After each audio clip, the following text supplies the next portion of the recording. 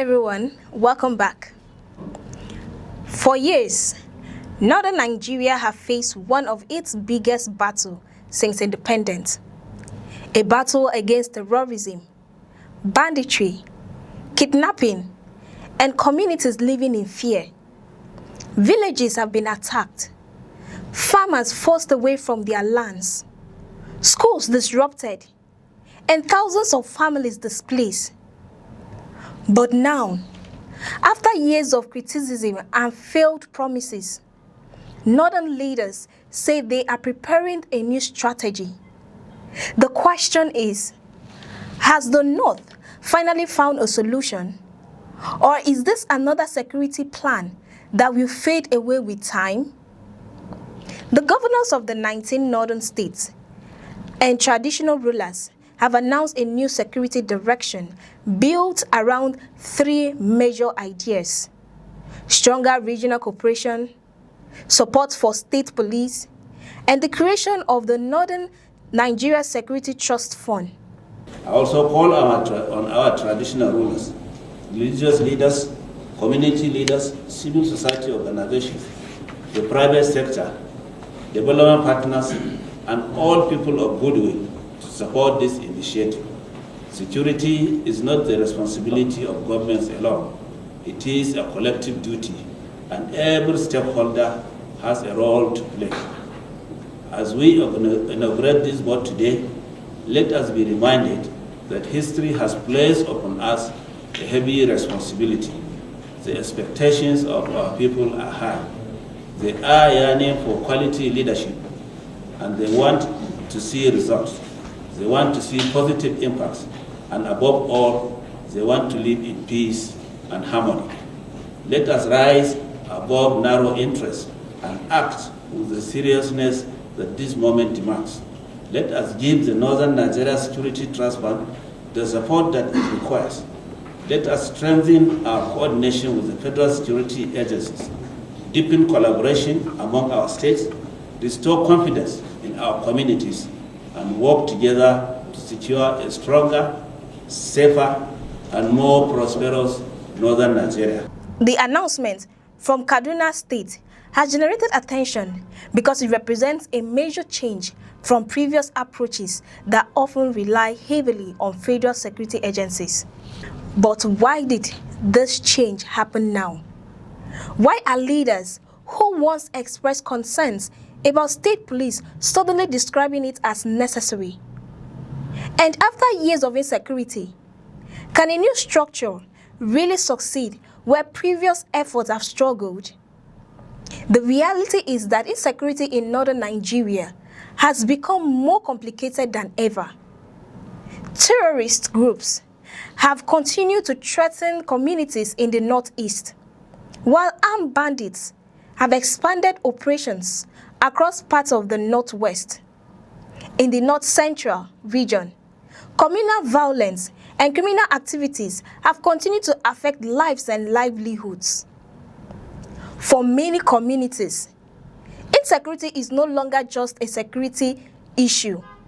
It has become a threat to the economy, to education, agriculture, and the future of millions of young Nigerians. Farmers cannot confidently access their lands.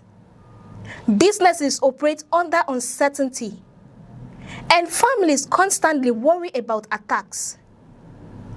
One of the biggest changes emerging from the Northern Governors meeting is their support for state police. This is significant because for many years, decentralized policing faced strong resistance from several political leaders who fear that governors could misuse such powers. The argument was simple. Giving states control over police forces could create new problems if political leaders use security agencies against opponents or communities. But with insecurity worsening, many leaders now appear to believe that maintaining the current system is no longer enough. Kaduna State Governor Uba Sani describes state police as an urgent strategic necessity. Supporters argue that local police forces would understand communities better, respond faster to attacks, and improve intelligence gathering. However, another question remains. Can Nigeria create state police without creating political policing? Can the country build a system where local security forces protect citizens rather than serve powerful individuals? While constitutional discussions continue, Northern governors have announced another major initiative, the Northern Nigeria Security Trust Fund. The plan is designed to create a dedicated financial source for security operations across the region. Each of the 19 northern states and their local governments are expected to contribute 1 billion naira monthly for 12 months. If fully implemented, the fund could generate hundreds of billions of naira for intelligence, logistics, and security operations.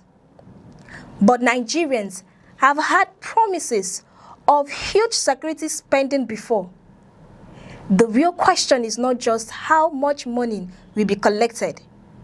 The bigger question is whether the money will translate into safer communities. Who will monitor the funds? How will accountability be guaranteed? And will ordinary Nigerians living in vulnerable areas actually feel the difference? To manage the initiative, Northern leaders selected a board featuring experienced security professionals and former senior government officials. The appointments include former Defense Minister Mahmoud Yayale Ahmed, former Chief of Defense Staff General Martin Luther Agway, former Chief of Army Staff Lieutenant General Umar Farouk Yahaya, and former Inspector General of Police Usman Al-Khali Baba. The choice of experienced figures suggests an attempt to keep the initiative focused on security rather than politics. But even the most respected board cannot succeed without strong implementation and transparency. Another major part of the strategy is the involvement of traditional rulers.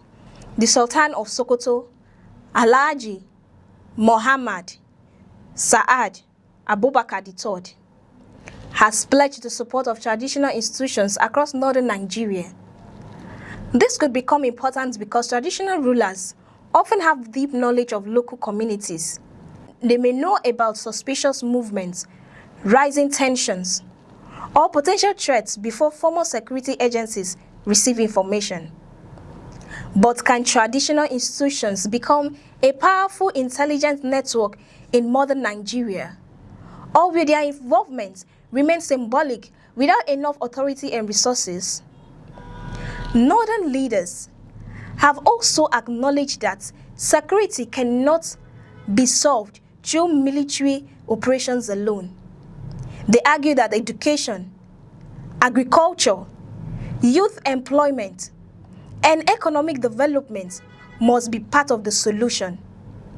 This is because criminal groups often exploit poverty, unemployment, and frustration among vulnerable young people. Without addressing these deep issues, security operations may only treat the symptoms rather than the causes. The biggest challenge now is whether this new strategy can succeed where others failed. Nigeria has witnessed many security announcements that generated hope but produced limited results. For residents of northern Nigeria, success will not be measured by speeches or meetings. It will be measured by whether farmers can return to their fields, whether children can attend school safely, and whether families can travel without fear. The North has announced a new battle plan. But the real battle begins now. Can state police, regional funding, and traditional intelligence finally change the security situation? Or will this become another promise remembered only when the next crisis arises? Only time will tell. What do you think? Can this new security strategy finally end the cycle of insecurity in northern Nigeria? Or is it another ambitious plan that may fail? Share your thoughts in the comments below. If you found this report informative, like this video and subscribe to the channel for more in-depth analysis of the story shaping Nigeria, Africa, and the world. I am Cassie Tony, and a beautiful day to you.